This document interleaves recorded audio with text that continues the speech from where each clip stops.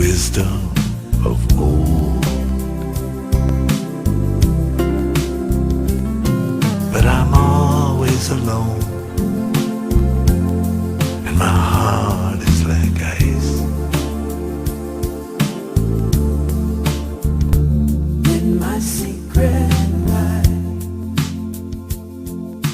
Ea țipa, era un piele acolo acolo.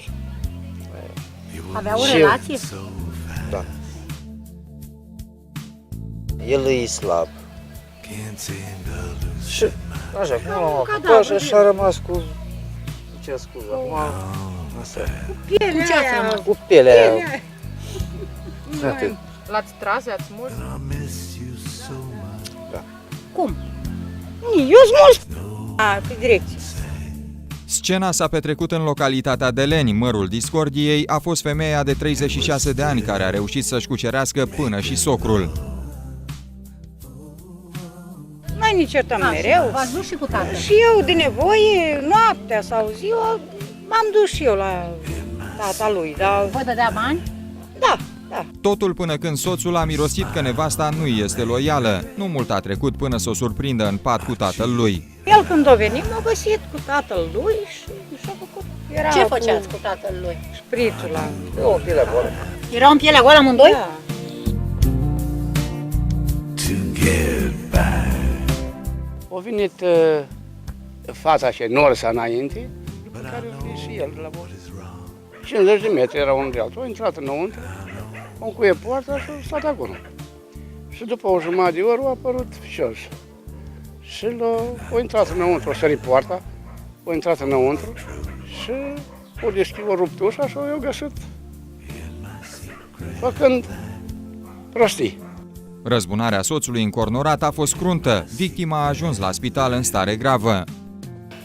S-a întâmplat că a venit domnul, tărică. Mi-a bătut.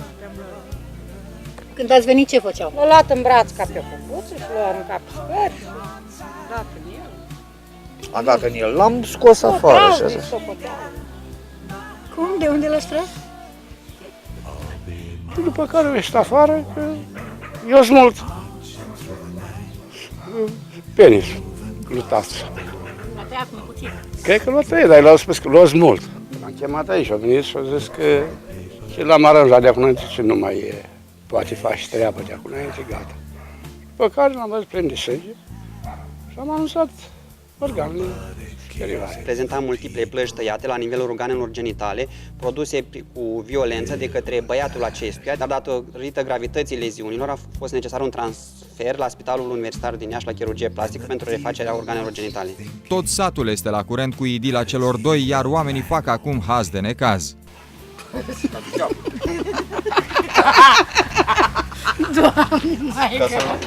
Dacă eu smulsul nu mai se prinde ghețele. De mult să iubesc, nu de acum. Eu i-am văzut că odată s-a ascuns el după sobă, s-a ascuns după sobă și a ieșit în urmă el și a făcut o panoramă în ogradă. Agresorul așteaptă acum să fie iertat de tatăl său și să scape de pedeapsă, iar între timp își revarsă toată dragostea către soția sa. Sunteți în stare de orice pentru ea. Da.